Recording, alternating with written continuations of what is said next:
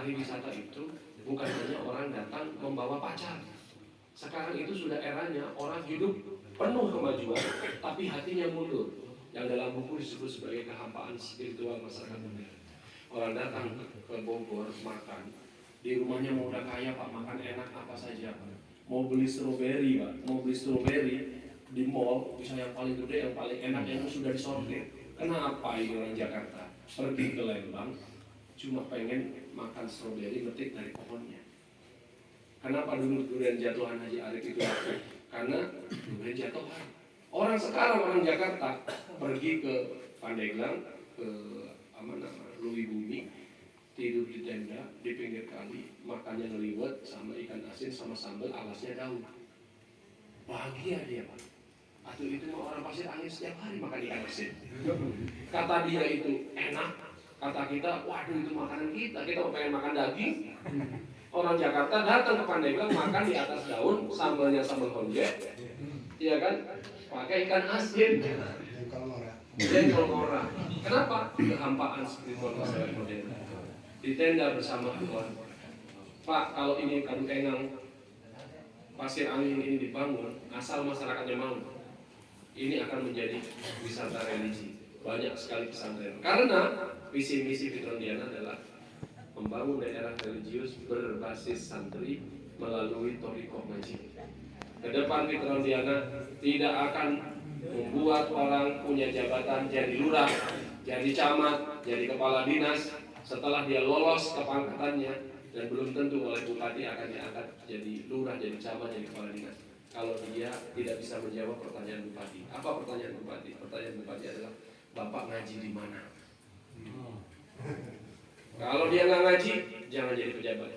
Pandeglang ini kota 1 juta santri. Penduduk Pandeglang ini 1,3 juta. Artinya santrinya biar penduduknya. Kalau ketika saya kampanye Pak, diundang masyarakat ke pesantren, ke majelis, ini mah bapak-bapak di kampung ngaji, ibu-ibu bahkan ngaji majelis taklim seminggu ada yang 2 kali. Artinya lurah ngaji, camat ngaji, kepala dinas ngaji. Bagaimana Pandeglang ini mau baldatun, thayyibatun, walaupun ghafur. Sehingga nanti orang yang pengusaha harus ngaji, PNS harus ngaji. Nggak apa-apa, pertama-tama ngaji PNS itu untuk punya jabatan. Tapi kalau seandainya di Pagar Batu ini majelis taklim lurahnya ada, camatnya ada, PNS-nya ada, di situ nggak mungkin lagi ada masalah-masalah sosial yang pejabatnya nggak tahu. Dunia ini tegak dengan 4 perkara: bil ilmil ulama, bil adil umaro, dengan kedermawanan para ahliya, dengan doanya orang fakir, bil du'ail fuqara. Jadi nggak bisa dipisahkan. Ulama, umaro, agniya, fuqara harus ngaji bareng-bareng. Baru kita bisa maju. Jadi kalau seandainya hari ini saya fokus di pembangunan jalan, urusan masjid belum punya keramik, urusan masjid beduknya sobek, atau ulah ku APBD. Masa nggak selesai sama PNS, nggak selesai sama pengusaha?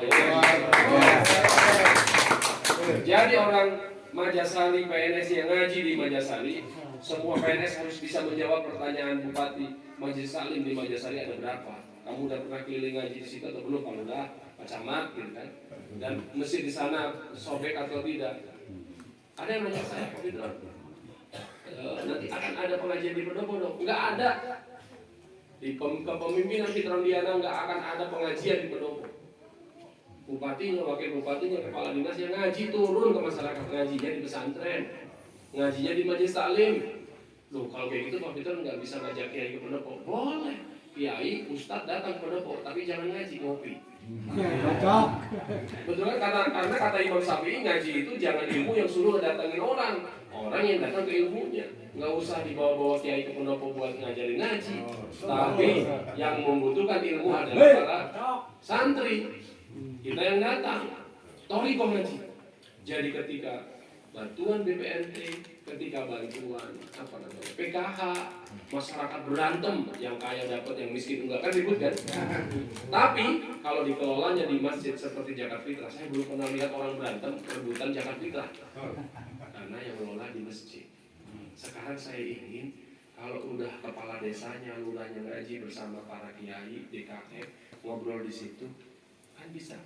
Kan Rasulullah itu kalau lagi habis sholat, habis berjamaah nanya, si Anu kemana kok nggak ikut sholat? Kata Rasulullah, sakit. ya kan? Ya ditengok bareng-bareng gitu kan. Jangan sampai ada orang di satu tempat nggak punya KTP, nggak ketahuan. Hampir setiap hari orang Pandeglang nelpon saya.